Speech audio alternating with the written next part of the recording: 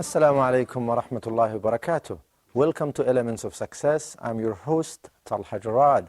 We are talking about negative emotions. We are talking about emotional intelligence, how to become more and more aware of our emotions so we can control them, and hence we can achieve more and succeed in life because we are more in control and more in charge of what happens to us, of our emotions and our plans.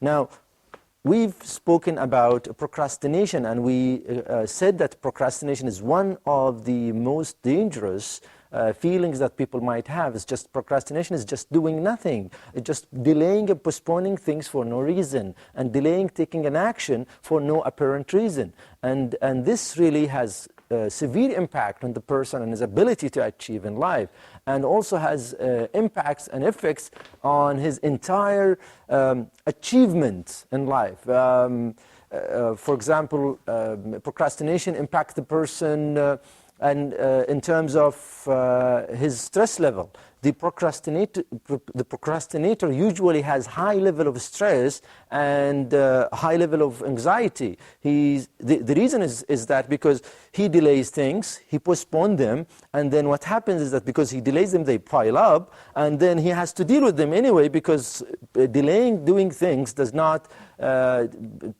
mean that they will be taken care of them by themselves. So when you delay doing things, they just pile up, and then you have to end up doing them. So when you face this reality that you have to do a lot of things in a very short period of time, especially if you have deadlines, especially if you have to do things in a certain time frame, then you become stressed, you become anxious, and that impacts you a lot. And if the person does this on a frequent basis, that might impact even his physical body, because he's doing these things, exerting himself, extending and stretching himself out beyond his abilities all the time, and as a matter of fact, wasting also his time when he has free cycles. So that impacts him a lot and causes him to impact his body, his mental ability, and his health in general. So this is one of the impact of procrastination. Another impact of procrastination is unfinished business. You always have things that are not done. Now, we all have an urge in us to complete things. If we don't complete things, we feel void in our lives. And the person who's procrastinating and delaying things and not doing them always feels this void in his life because he's not finishing the things that are at his hand. So he's always having this feeling of not fully fulfilled about himself, his achievement, his life, and so on and so forth. This is why the Prophet said, Allah loves from the one of you if he does something to perfect it, to do it till it's done, it's taken care of fully, completely, to complete it and perfect it. Why? Because once you learn to be able to finish what you do, and you learn this habit and you always complete your tasks, it becomes a habit, and you build this habit in your life, and that makes you avoid being a procrastinator and being among those who delays things unnecessarily. Another thing that this leads to is incomplete life. If the person keeps delaying things and not doing it, he will always be behind and will not achieve in life what he's supposed to achieve. The Prophet told us that the smart one among you is the one who follows up with himself and works for the hereafter. But the disabled is the one who wishes, who just have wishes, and he wants Allah to give him this and that and this and that. This is not really the real life. So the point is that we have to be on top of our game, because unless you are on top of your game and you do things, and if you don't take an action about things, you delay them, they will pile up. As a matter of fact, Islam teaches us to do things on time, to take an action when things happen. For example, salah. You can't just delay salah. You have to do your prayer on time. When there is a time for noon prayer, then you have to go for noon prayer. And as a matter of fact, when the Prophet was asked about the best thing that the person could do, he said, praying on time. Why? He wants to teach us to be, to avoid being procrastinator and to be proactive. The best deed that you do is to pray on time. This is what the Prophet said. prayer on time, which means whenever the time for prayer starts, you immediately take an action, you pray. You just don't delay it till it's almost going to go, and then you just hurry up and just try to cook it quickly. No, you have to do it on time, ahead of the remainder of the time, and you just do it and learn how to be proactive and how to take an action immediately when something happens. And this is really a characteristic that Islam builds in us to make us proactive, to make us take an action immediately when things happen. And we can compare this to anything else in our lives. Whenever you have something, just take an action. Just do it. Do not delay things. Do not postpone them. Especially your goals, your vision, your mission, your plans. If you delay and delay and delay, you will never have any goals and plans, because life is always filled of things that gets you dragged left and right. And unless you plan yourself and you avoid this procrastination, you get entrapped. This is another thing. It has its also impact on health side and personal injuries. For example, if somebody, let's say you have an appointment in 10-15 minutes, and instead of going and on time and having the time to go and arrive on time, and you delay, you just go 3-4 minutes before it, you might hurry up, you might probably go by car, you might run, and then you might not pay attention to things, and an injury might occur to you just because you delayed, you didn't take an action.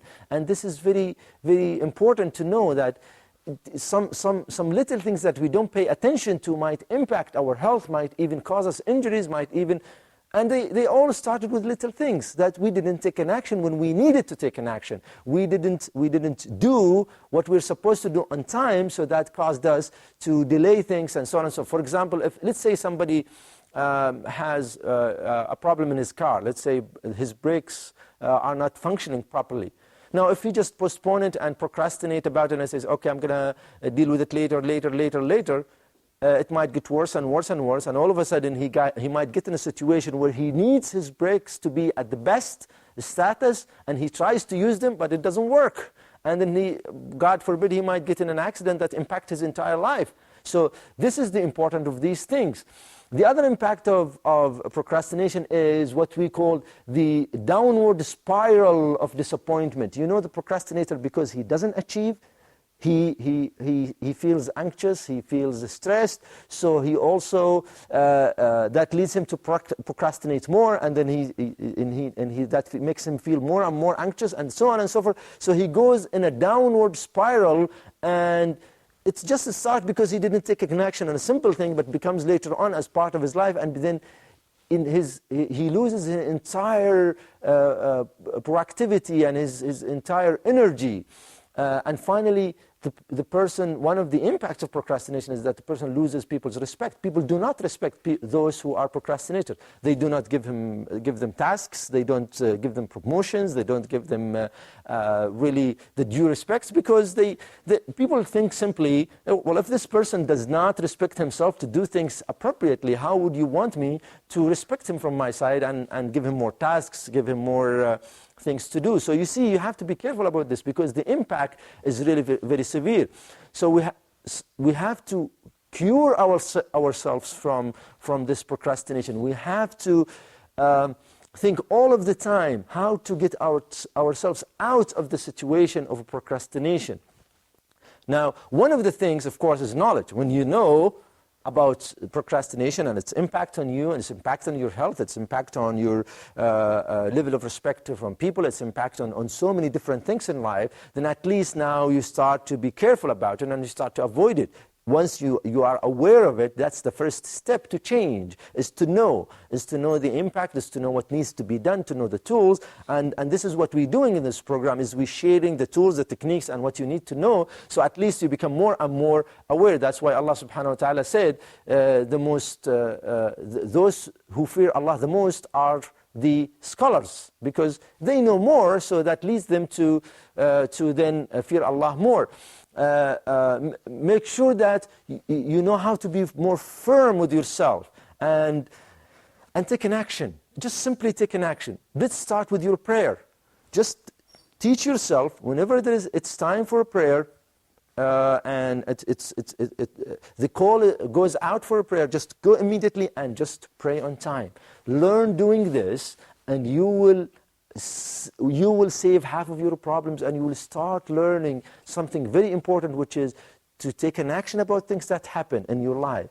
This is really very important. Do not delay things, especially when it comes to your worship. Especially when it is something related to your relationship with Allah. Learn to take an action, to have strong determination, to have the will, and just do it. Remember, this is a habit.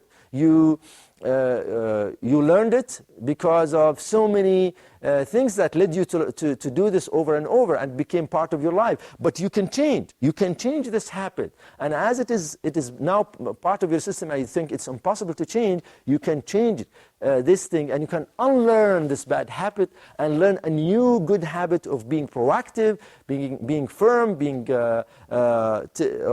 among those people who take action immediately. You also, one of the things that help you get out of this procrastination is to pray to Allah to help you to get out of it. Remember, the Prophet taught us to ask Allah for anything that we want. And even in Quran, Allah said, pray to me and ask me, I will answer you.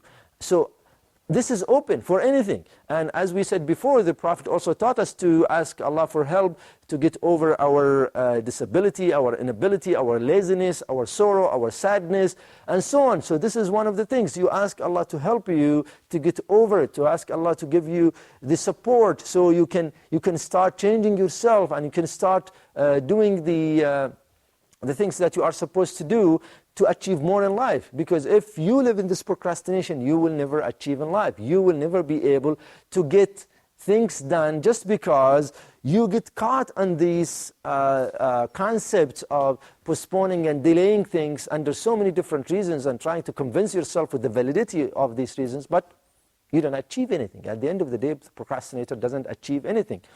Now, one of the things that also are very important is, if you have companions, if you have friends that are procrastinators, you have to take an action.